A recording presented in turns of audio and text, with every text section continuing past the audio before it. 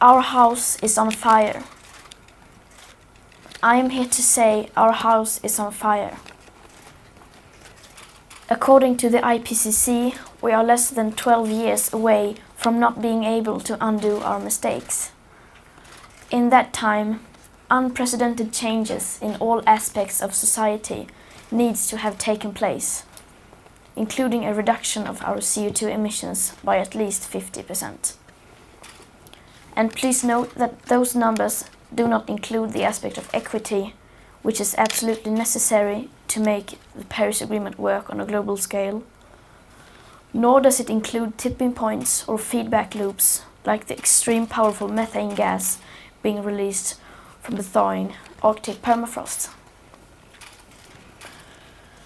At places like Davos, people like to tell success stories, but their financial success has come with an unthinkable price tag. And on climate change, we have to acknowledge that we have failed. All political movements in their present form have done so. And the media has failed to create broad public awareness. But Homo sapiens have not yet failed. Yes, we are failing, but there is still time to turn everything around. We can still fix this. We still have everything in our own hands. But unless we recognize the overall failures of our current systems, we most probably don't stand a chance. We are facing a disaster of unspoken sufferings for enormous amounts of people. And now is not the time for speaking politely or focusing on what we can or cannot say. Now is the time to speak clearly. Solving the climate crisis is the greatest and most complex challenge that Homo sapiens have ever faced.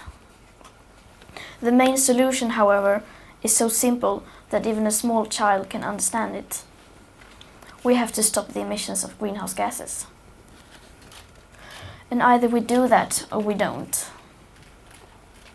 You say nothing in life is black or white, but that is a lie, a very dangerous lie. Either we prevent a 1.5 degree of warming or we don't. Either we avoid setting off that irreversible chain reaction beyond human control or we don't. Either we choose to go on as a civilization or we don't. That is as black or white as it gets. There are no grey areas when it comes to survival. Now we all have a choice. We can create a transformational action that will safeguard the future living conditions for humankind. Or we can continue with our business as usual and fail. That is up to you and me. Some say that we should not engage in activism. Instead, we should leave everything to our politicians and just vote for change instead. But what do we do when there is no political will? What do we do when the politics needed are nowhere in sight?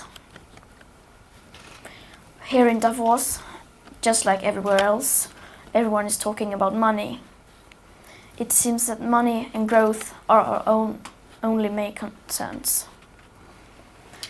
And since the climate crisis is a crisis that has never once been treated as a crisis, people are simply not aware of the full consequences of our everyday life. People are not aware that there is such a thing as a carbon budget, and just how incredibly small that remaining carbon budget is. And that needs to change today. No other current challenge can match the importance of establishing a wide public awareness and understanding of our rapidly disappearing carbon budget that should and must become our new global currency and the very heart of future and present economics. We are now at a time in history where everyone with any insight of the climate crisis that threatens our civilization and the entire biosphere must speak out in clear language, no matter how uncomfortable and unprofitable that may be.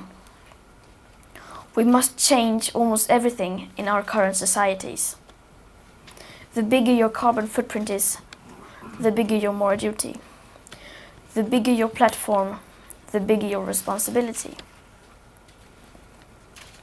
Adults keep saying we owe it to the young people to give them hope. But I don't want your hope. I don't want you to be hopeful. I want you to panic. I want you to feel the fear I feel every day. And then I want you to act. I want you to act as if you would in a crisis. I want you to act as if the house was on fire. Because it is.